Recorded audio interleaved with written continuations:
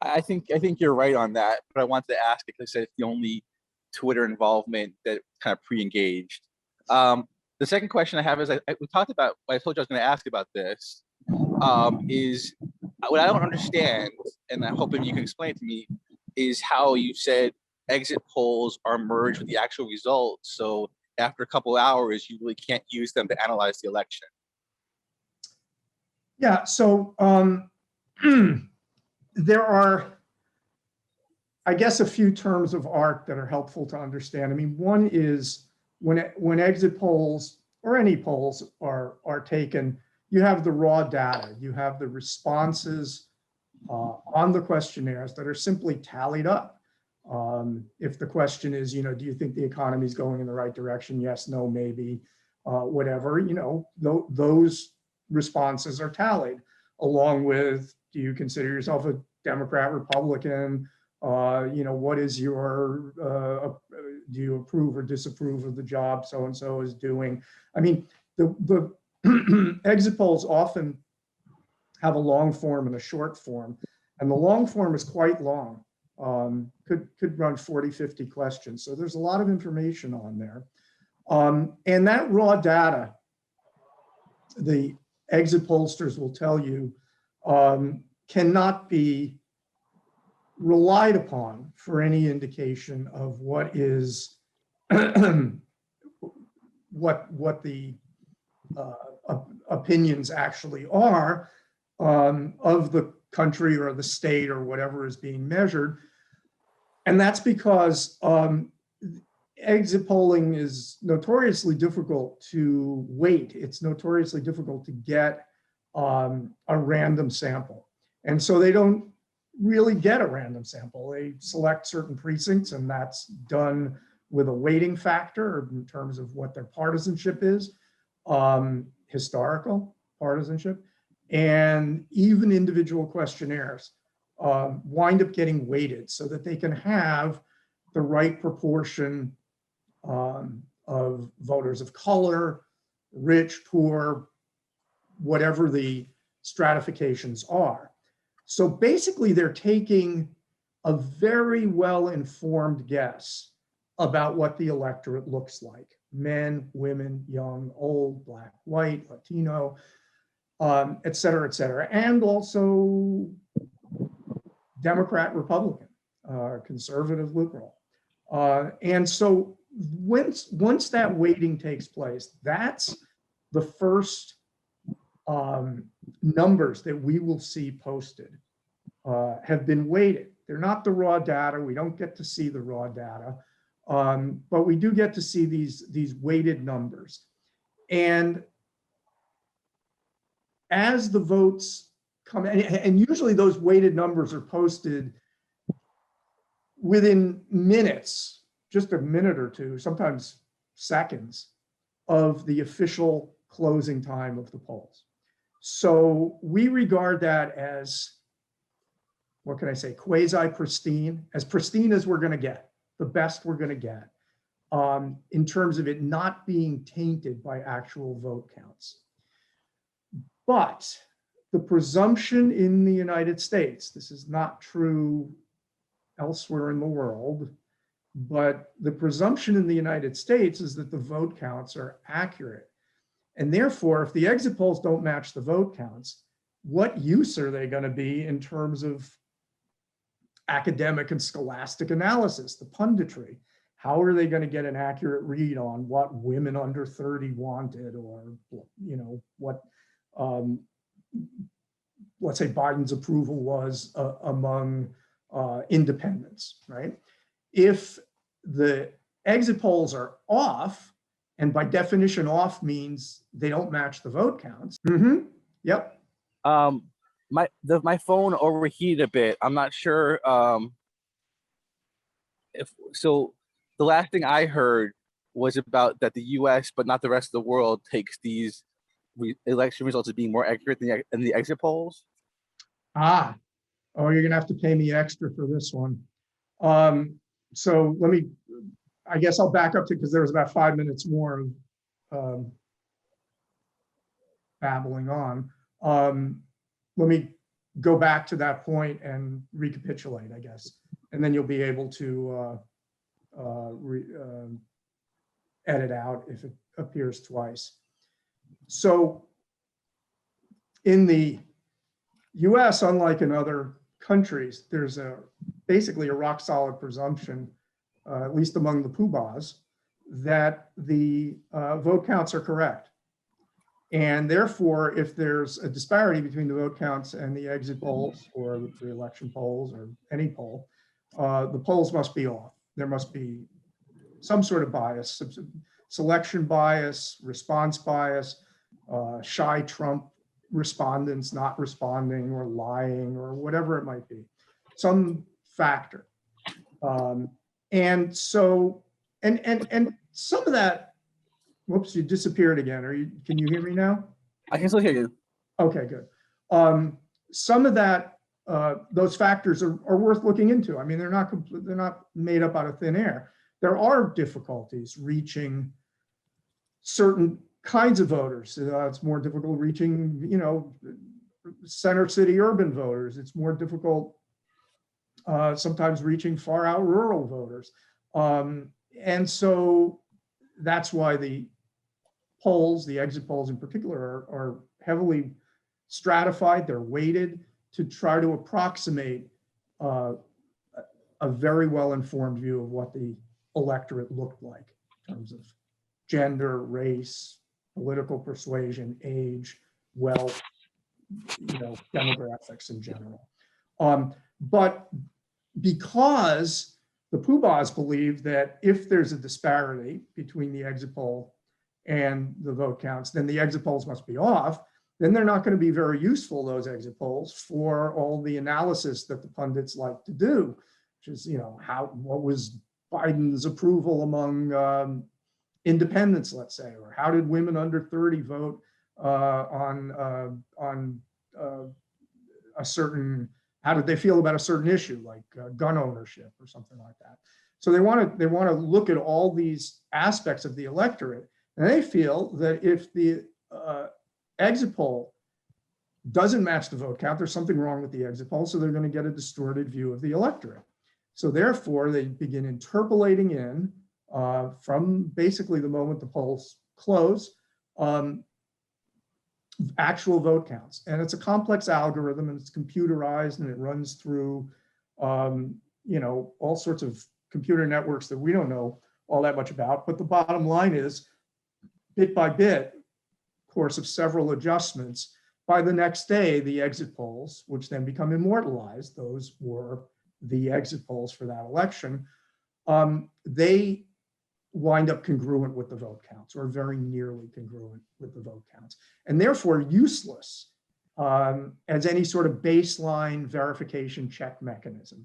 And of course, that's what we're interested in. We're trying to get collect data to look at the validity of the vote counts and see if there are any egregious red flags, anomalous patterns that require further looking into. So therefore, we grab those unadjusted exit polls as soon as they're posted.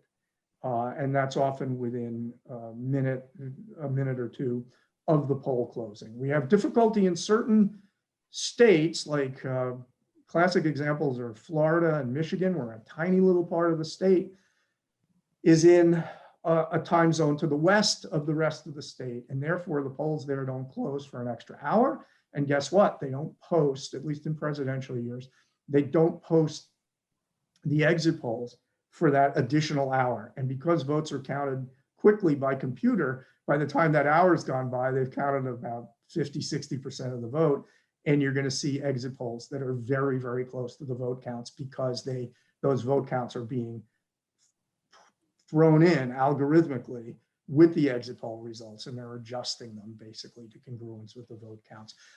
So when we see a significant disparity between the exit polls and the vote counts, the poll we're using is a weighted poll. It's the pollster's best estimation of the composition of the electorate, and there's a lot of data goes into that estimation.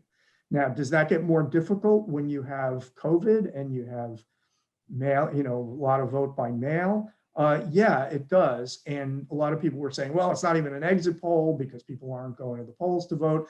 The exit pollsters, they're not dumb and they're not helpless. They always have done a fair number of remote interviews because there's always been a certain amount of absentee and mail-in voting, and they've wanted to capture those. They've just expanded that for the 2020 election. And they used various means to try to make sure in their weighting that they're getting a fair representation of the electorate. And when the exit polls and the tracking polls are very much aligned and are very much congruent, which is what we saw in 2020, it gives a lot of support to that as a measure of the electorate and as a measure of how the electorate said it was going to vote. Another form of way we can validate the exit polls, and this came out very clearly in 2020, when we looked at the exit polls and the tracking polls for president in 2020, and actually for nationally for other races as well, covering the House races and whatnot. But those exit polls, the ones that were taken nationally, and the tracking polls that tracked the national vote, they had as one of their measures, the unadjusted exit poll, as one of their measure, Trump approval. And the Trump approval in that poll was somewhere, I actually have it here, I'm going to look it up because it was, it's worth noting what it was. Yeah, in the exit poll, it was 46%, his approval rating in the exit poll. So whoever they exit polled nationally, whatever that group consisted of, they approved of Trump collectively at 46%. And we all know that his approval rating was very, very stable and very solid for months before the election. And it ranged from, 39 to 42, 43%. That was kind of on the high side. So a 46% approval rating tells you that this group that you are asking how they voted is not a bunch of reluctant non-respondents, for Trump voters that didn't want to respond. However, they voodooed it and weighted it. They've gotten a group that likes Trump more than any other measure had shown the American voting public liking Trump. So if anything, the bias of that poll was in favor of Donald Trump and in favor of Republican candidates. And that's a pretty important and strong validation. We came up with similar tools that we used in 2004, 2006. We've used them in the past.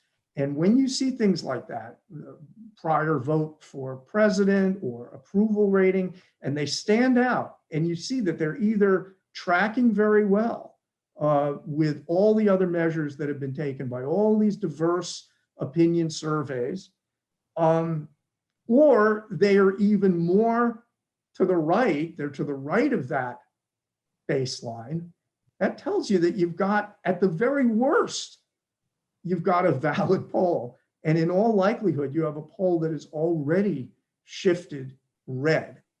Then when the vote counts are to the right of that poll, that tells you damn well better look at the vote counts and find out what went on.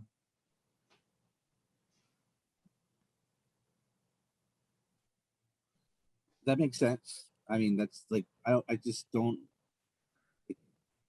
it's just so frustrating that they merged the exit polls and the voting results. Like, why bother doing it? You have two separate pieces of data, which, accurate, inaccurate, you got two data points, and at the end of the day, you have one data point. Yeah, no, it's frustrating in a way, but because it would be more than frustrating.